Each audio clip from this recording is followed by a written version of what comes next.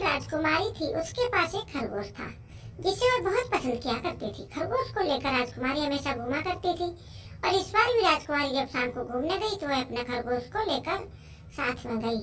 राजकुमारी को अपने खरगोश के साथ समय बिताना बहुत अच्छा लगता था।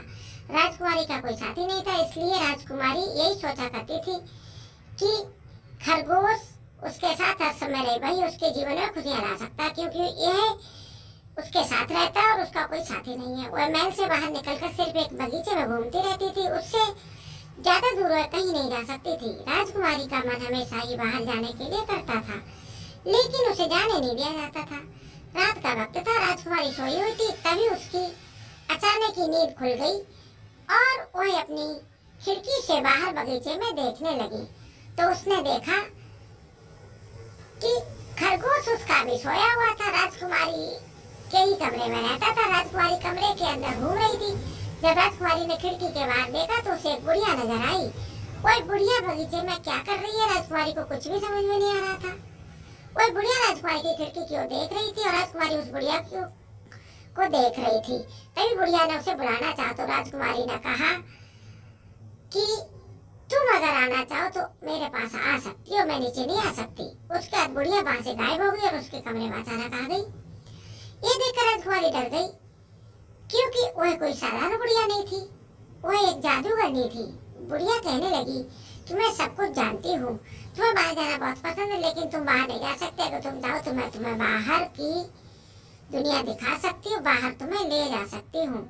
राजकुमारी ने कहा अगर यह हो सकता है तो बहुत अच्छी बात है, अगर तुम मेरे लिए कर सकती हो तो मुझे बहुत अच्छा लगेगा। जादूगर बुढ़िया ने उसे एक जादू दिया और उसके बाद बुढ़िया और राजकुमारी कमरे से गायब हो गई थी।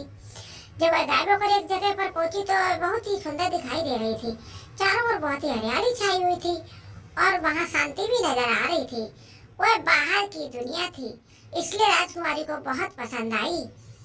जादूगर बुढ़िया ने पूछा कि तुम्हें कैसा लग रहा है? राजकुमारी ने कहा कि मुझे तो बहुत अच्छा लग रहा है, यह जीवन तो बहुत अच्छा है, मेरे महल की जिंदगी तो बहुत ही बोरियत से भरी हुई है, वहाँ पर मेरा मन भी नहीं लगता है। जादूगर बुढ़िया कहने लगी ठीक है, अगर तुम ऐसा चाहती हो तो तुम हर रोज यहाँ पर आ सकती हो, मैं तुम्हारे पास आऊंगी और तुम्हें एक नई दुनिया दिखाऊंगी। फिर जादूगर बुढ़िया और राजकुमारी वापस महल पहुंच चुकी थी।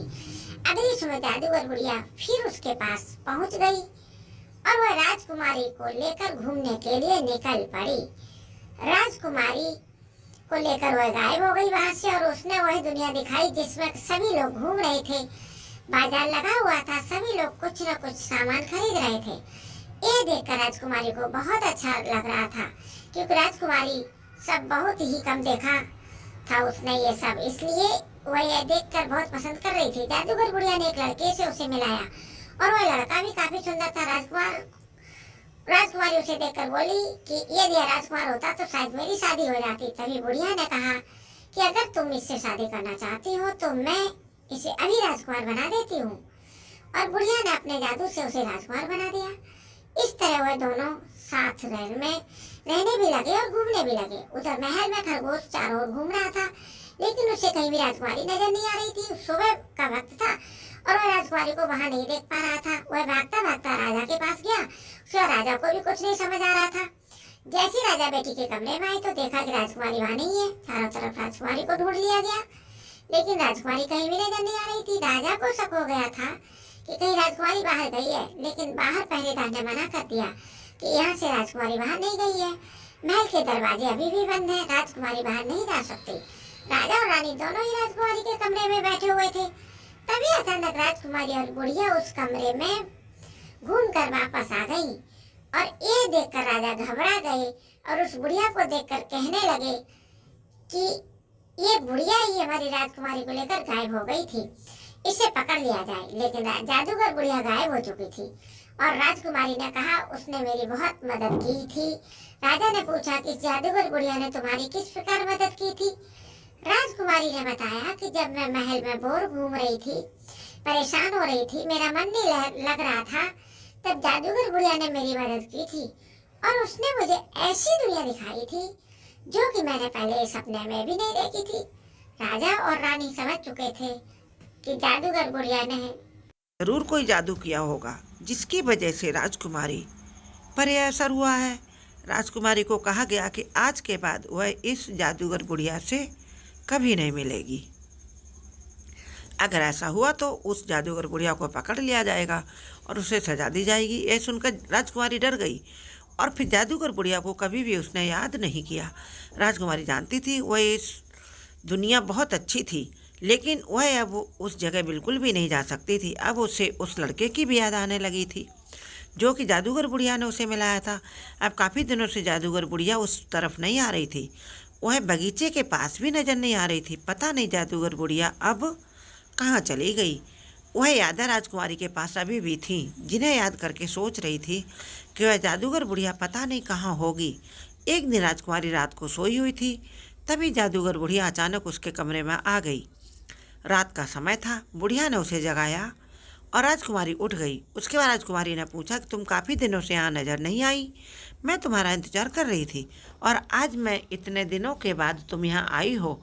जादूगर बुढ़िया ने कहा कि मैं समझ गई थी कि तुम्हारे पिताजी को मेरा आना पसंद नहीं है, इसलिए मैं यहाँ नहीं आई, लेकिन मैं तुमसे मिलने आई हूँ आज। जादूगर बुढ़िया राजकुमारी को फिर से ले गई और राजकुमारी फिर उस लड़के से मिली और इस बार राजकुमारी ने फैसला किया कि अब मुझे उस लड़के से शादी कर लेनी चाहिए। राजकुमारी और वह लड़का हमेशा साथ साथ घूमते रहे और काफ़ी वक्त बीत गया था, उन्होंने शादी भी कर ली थी। और इस बात की खबर जब जादूगर बुढ़िया को हुई तो जादूगर बुढ़िया ने कहा कि तुम्हें ऐसा नहीं करना चाहिए था, क्योंकि राजा यह शादी नहीं मानेंगे और तुम्हें सजा भी दे सकते हैं।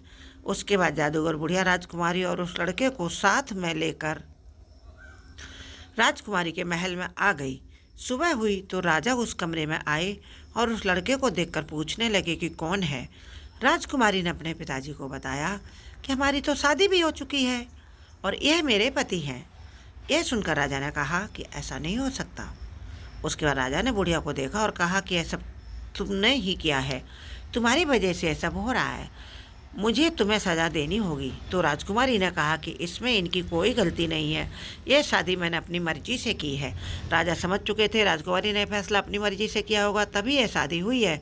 जादूगर बुढ़िया को उसने छोड़ दिया और कहा कि इसमें तुम्हारी कोई गलती नहीं, तुम जा सकती हो, जो नसीब में होता हुआ हो चुका है उसे मैं भी नहीं बदल सकता। उसके बाद जादूगर बुढ़िया जा चुकी थी और वह लड़का और राजकुमारी वहीं पर रह गए थे। राजा ने यह शादी स्वीकार कर ली थी। राजा इस बात को जान गए थे कि जो हम चाहते हो जीवन में कभी नहीं होता, हमारे चाहने से कुछ भी नहीं होता, बहुत कुछ प्रभु की मर्जी से भी होता है, यानी हमारे जीवन में भगवान का बड़ा हाथ है।